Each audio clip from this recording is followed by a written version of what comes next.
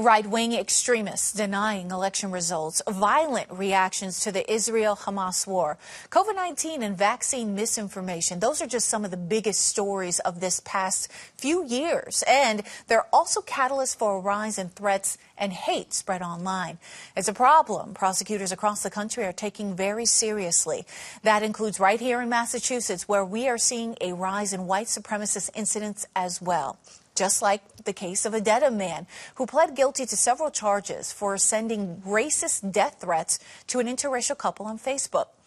Will prosecutions like that one deter future harassers? Well, GBH's Philip Martin has been following the rise and response to in-person and virtual threats, and he joins me now to discuss this. Welcome, Philip. Thank you, Crystal. So talk to me a little bit about what is contributing to the rise in these, I guess, virtual and in-person threats. Well, you hit the nail on the head. It's online, and that's the key term, because online, a lot of people think they're anonymous. They think they're invisible. They think they can say anything. Some people actually think they have First Amendment rights to say anything, including to threaten people's lives. And many of these threats are predicated on race, on gender, on LGBTQ status, on any number of things. And as you pointed out, they're exacerbated by a number of things. The Gaza-Israel war, without question, perhaps the main motivator is the big lie. Donald Trump stating over and over and over again, and millions of his supporters believing that he won the election of 2020 and was disenfranchised by Biden and Democrats.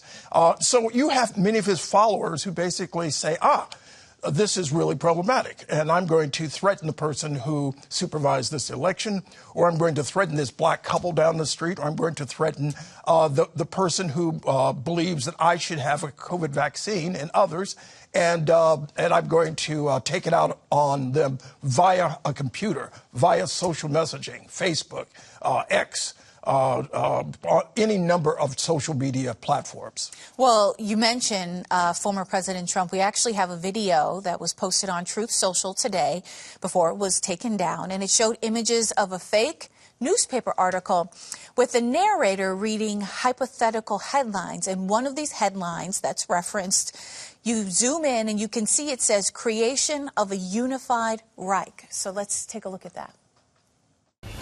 What happens after Donald Trump wins? What's next for America? And you can see it highlighted right there, creation of a unified Reich. This, to me, is just really disturbing. It manifests in the type of death threats I'm talking about from his supporters. If this is a man who's talking about creating a Reich. If you don't have to have lived through World War II to understand that 50 million people around the world died in a conflict that began with Nazi Germany, with fascism. And you have a man who, according to his ex-wife, kept a copy of Mein Kampf next to his bed, the Hitler biography. And here he is threatening, and I do call it a threat, but people should see it as a promise, that he would create a type of Reich if he is elected. This is not to be seen in any type of minor context. This is a major point, and it represents the type of threat that we're talking about when people go out and start, for example, threatening election officials because they believe that this is the type of government that they would like, one that is authoritarian, one that comprises of a series of revenge and retribution. I spoke to a Trump supporter the other day. At the end of this interview, interviewed this man in an encampment, a homeless encampment. He gave me a button. You know what the button says? I have a picture of it. It says, it's a picture of Trump, and it says revenge. Wow. That's what the button says. It says nothing else but revenge.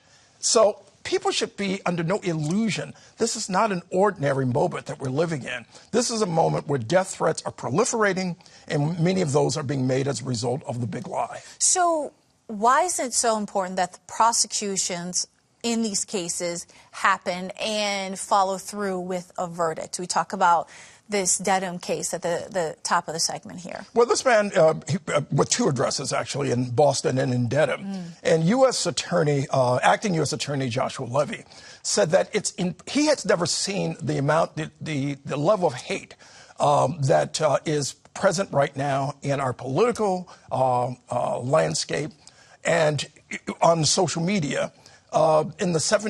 Since he left the U.S. Attorney's Office 17 years ago and returned in this acting capacity. And he says it's important because people believe that they can indeed get away with this. And if they believe they can get away with it, it will proliferate. You will have more and more death threats directed at people because of the color of their skin, because who they choose to love, because they happen to be a woman, because they are just differently abled. The number of factors that contribute to the rise in death threats are those, as well as, again, as I pointed out, the big lie. And so it's important to, if you will, nip it in the bud, not to assume that you can actually type on your computer, hit the send button with a threat to take someone's life and assume that you can get away with it. This is why Joshua Levy and other U.S. attorneys around the country are pushing this. And it's also why the DOJ, under the current DOJ, under Merrick Garland, is pushing to arrest, quite literally, these situations. Yeah, and these messages are not anything to really, scoff at. I mean, these are pretty serious things. Like, we have a few of them. They're obviously very illicit, so we want to warn folks. They're up here on your screen. Some of them, snitches get stitches.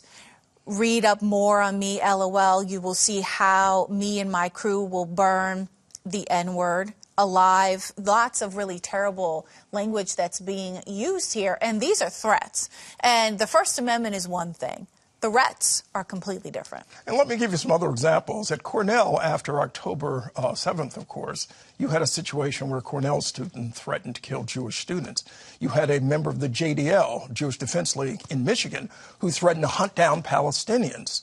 You had a man in Maine who was recently prosecuted and convicted, who threatened to kill his black neighbors. You have a man in Louisville, Kentucky, who threatened to bomb an LGBTQ pride parade. And of course, there are those cases that are even more well-known. Individuals threatening to kill a black woman and her daughter in Georgia because they worked as election officials in Georgia during the 2020 election. And so, again, Garland and others believe that if you don't put this situation to rest, if you don't prosecute, and it's not always easy, by the way, to prosecute. It's not always easy to track down these IP addresses. Some people are more clever than others. This fellow, DeBernardinis, that you referenced in Dedham and Hyde Park, he used a Facebook account. He was very explicit about who he was. That led police to his door many months after he sent this death threat, but they did arrive at his door. And according to investigators, he was shocked that they showed up to arrest him after threatening to burn, and the N-word, he said, alive. That's incredible, because I think a lot of people do think that they have some sort of anonymity online and they can do whatever they want. There's that assumption. The notion of being online cloaks people. It's like an invisible cloak of some sort, or so they assume, in not being detected. So it cloaks them in this invisible garb. But there's no such thing. If law enforcement is serious about prosecuting, they will track down some of these individuals. And by the way, there's some inconsistency of who gets prosecuted. And I can talk about that a bit, too. Please talk about that. All right. Yeah. So the inconsistency is this. The case I referenced in Michigan, for example, Dearborn, Michigan, where a Farmington Hills man, a member of the Jewish Defense League, determined by the U.S. State Department and the Justice Department years ago to be a terrorist organization because of its role in assassinating Rabin in Israel. This man was arrested, but not by the federal officials, but by a local DA. Now, compare that to the federal charge against the man in Cornell who threatened to kill Jewish students. That is a federal case, and it's considered a major case. I spoke to the DA's assistant in Detroit, who is prosecuting the case in Michigan, and she called it a minor case. The man who threatened to hunt down Palestinians. So this is part of the issue for some, that though there's a serious focus on death threats, there's a question of which threats are considered more important than others. And very important to continue to follow your reporting on this. Philip Martin, thank you so much. Thank you, Crystal.